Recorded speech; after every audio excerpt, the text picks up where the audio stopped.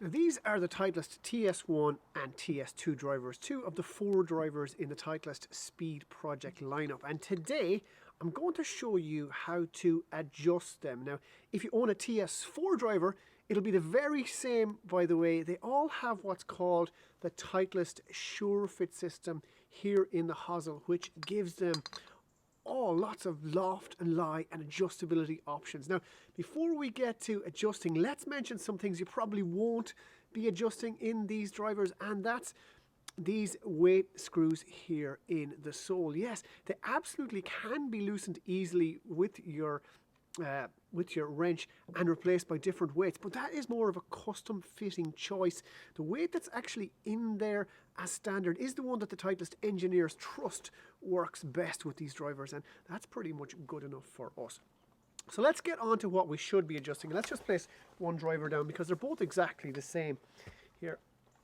And when you buy your Titleist TS driver, it will come with a simple adjustment wrench like this one, which will allow you to remove the head and then go ahead and add or reduce loft to make the driver have a draw or a fade bias. But let's start with the very basics, and if you've never used the adjustment wrench like this before, let's show you how to use it.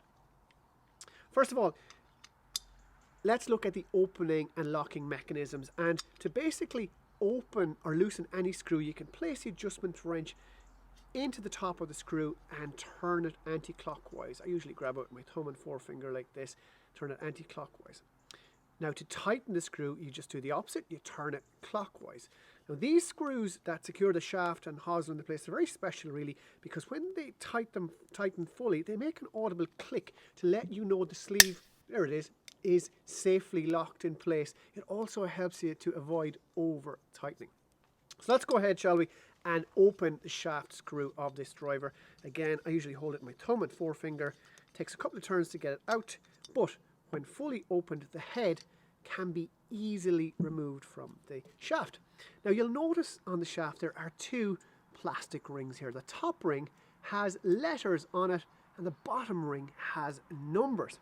And these all correspond to settings on the Titleist Sure-Fit chart.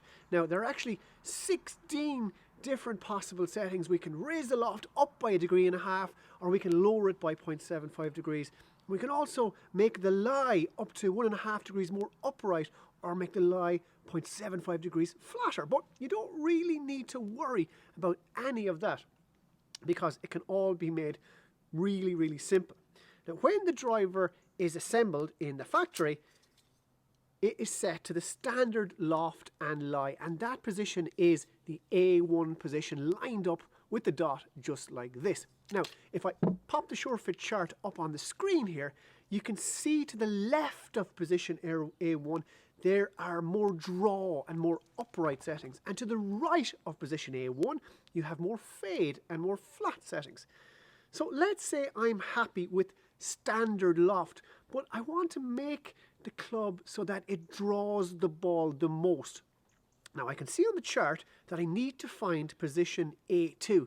In that case, I'm going to spin the rings so that A2 is lined up, and then I'm going to reattach the head lined up with a little dot just like that. Now if I wanted to hit the ball as high as possible, for instance, and add as much draw as possible, I can see in the chart I might need to move to position A3. Again, swivel the rings to A3, line up with the little dot and reattach. Let's do one more draw setting. Just say I want to reduce the loft but still add as much draw as possible. That would be position D2 on the Sure-Fit chart. And again, I dial in the hosel, spin around to find D2, line up with the dot and reattach. Now let's do some fade settings. Now keeping standard loft but adding in a fade bias means I need to move from standard A1 to B1.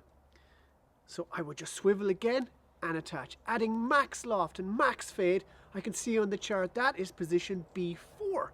And reducing loft with maximum fade, I would need to find position C1. So once you have the Sure-Fit chart and identify on there what you want the ball to do in terms of going high or low, drawing or fading, it's actually really, really simple to choose whatever setting you like, and it literally takes seconds to change. And you can always change back to the standard A1 position.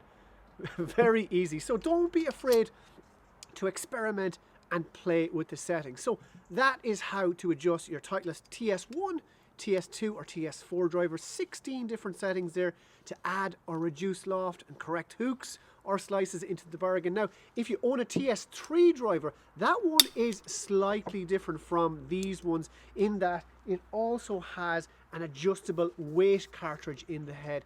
So we have a separate video explaining how to adjust that. And we also have a separate video for adjusting any left-handed Titleist Speed Project driver. It is also a little different, so make sure to check that out, lefties. And it's very important to remember in all of this that you can adjust your driver on the range or at any time before or after your round, but just not during your round of golf. Now, if you enjoy this video, please do press like and subscribe to the Golf Bidder YouTube channel and follow us across Facebook, Twitter and Instagram to keep up to date with the very latest. From me for now though, it's Donal, out.